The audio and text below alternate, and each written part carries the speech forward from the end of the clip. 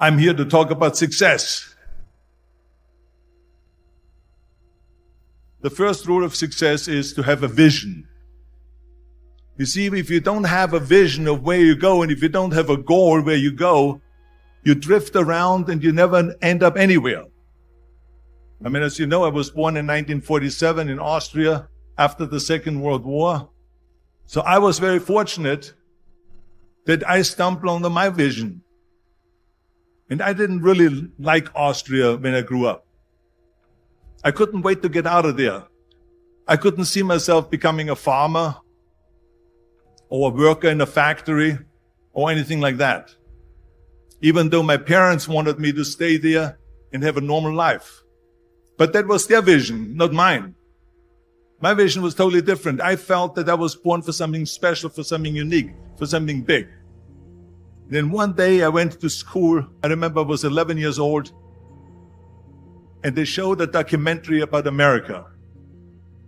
And there they showed in this documentary the huge skyscrapers, the high-rises, the huge bridges, the 6-lane freeways, and all of this stuff. And I said to myself, that's where I want to be. I don't want to be around here with these little farmhouses and these little buildings. I want to be in America. One day after school, I walked by a store in Graz. So I went inside and I looked around, and then I saw a magazine. I saw a bodybuilding magazine that had Reg Park on the cover. Reg Park was then a 3-time Mr. Universe. And I saw him on the big screen as Hercules. I read that and I said to myself, wow, this is the blueprint for my life. This is exactly what I want to do. I want to become a bodybuilding champion just like Reg Park. I want to get into movies just like Reg Park. And I want to make millions of dollars and be rich and famous just like Reg Park. Do you know how great it felt that I knew where I was going? Imagine the majority of people don't know where they're going. I knew where I was going, that I'm going to become this bodybuilding champion just like him. So it was just a question of how do you do it? I was so relieved because when you have a goal, when you have a vision, everything becomes easy. So people always ask me, when they saw me in the gym in the pumping iron days, they say, why is it that you're working out so hard? 5 hours a day, 6 hours a day, and you have always a smile on your face. And I told people all the time, I said, because to me, I'm shooting for a goal. In front of me is the Mr. Universe title. So every rep that I do gets me closer to accomplishing that goal, to make this goal, this vision turn into reality. Every single set that I do, every repetition, every weight that I lift will get me a step closer to turn this goal into reality. So I couldn't wait to do another 500-pound squat. I couldn't wait to do another 500-pound bench press. I couldn't wait to do another 2,000 reps of sit-ups. I couldn't wait for the next exercise.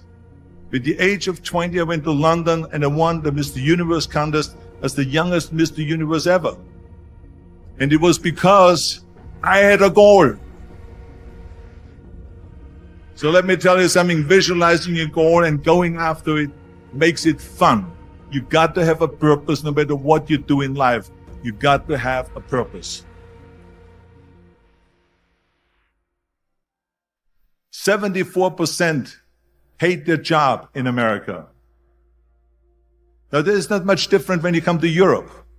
The majority of people don't like what they're doing because they're really not doing it because they didn't have a goal and they followed this goal.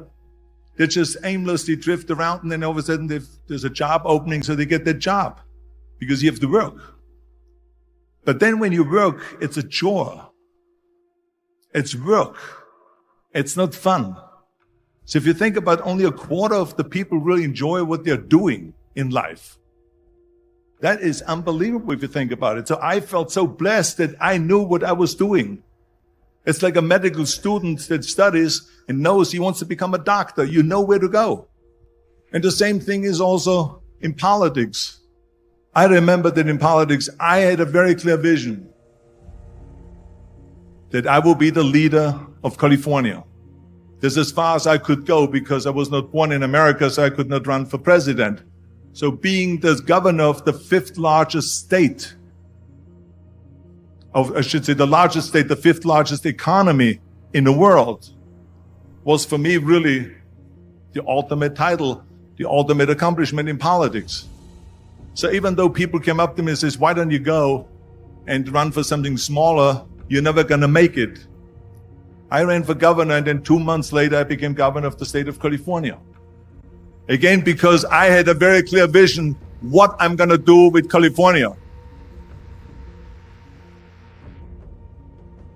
So that's rule number one, have a vision. Rule number two is don't listen to the naysayers. Don't listen to the naysayers.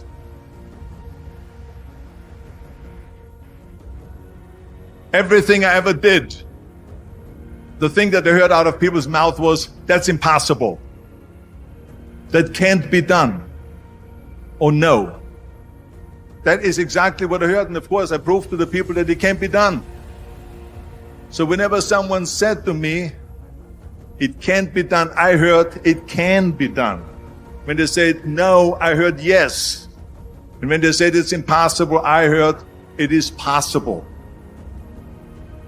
I'm a strong believer of what Nelson Mandela said, that everything is always impossible until someone does it.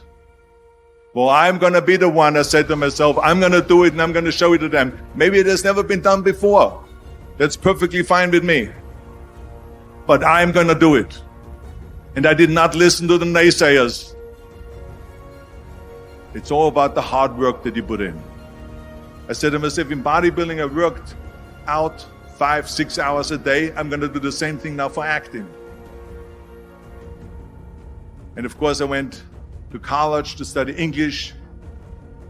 I studied the accent removal, acting classes, and all of this stuff all day long. I worked and I worked and I worked.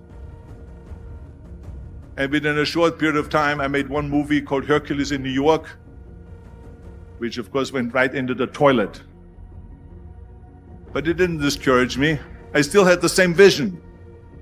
And then all of a sudden I did Streets of San Francisco.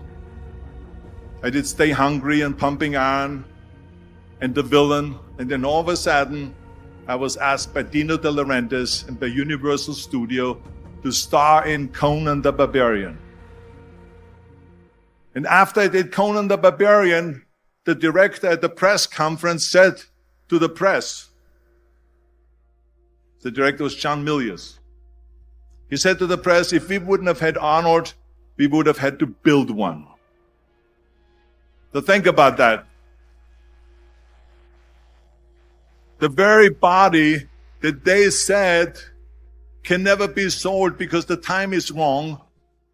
A few years later, I'm doing Conan the Barbarian, and it was the #1 hit at the box office when it came out in the summer of '82. Think about that. And the director says, if we wouldn't have had his body, we would have had to build one. So all of a sudden, my body became an asset, not a liability. And the same thing was with Terminator. After we were finished filming Terminator, Jim Cameron said to the press, if Arnold wouldn't have had that accent and talked like a machine, I think the movie wouldn't have worked. So think about that. The body and the accent that they attacked was an asset. But I didn't listen to those losers. I didn't listen to them at all.